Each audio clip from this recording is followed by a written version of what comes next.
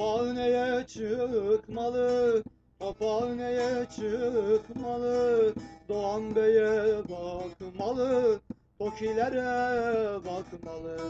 Toki'ye yer verenler, Altepe'ye güvenenler, mağdurluktan çıkmalı, kiralardan çıkmalı. Hadi verelim el ele, gel olalım birlikte. Haksızlığın karşısında duralım hep birlikte.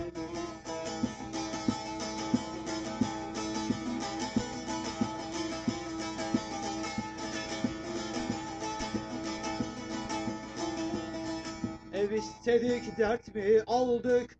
5 yıl sokaklarda kaldık. Hep umutla sabrettik, hayallerle yaşadık. Anahtarı beklerken, alacağımız var derken, 5 yıl sonra bu borç neden? Budur halkı kahreden. Hadi verelim el ele, gel olalım birlikte. Haksızlığın karşısında duralım hep birlikte.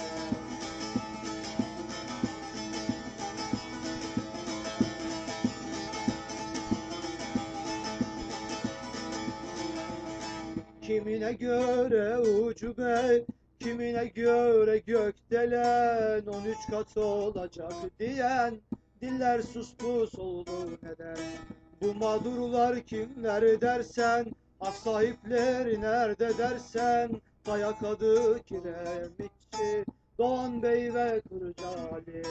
Hadi verelim el ele, gel olalım birlikte. Haksızlığın karşısında duralım hep birlikte.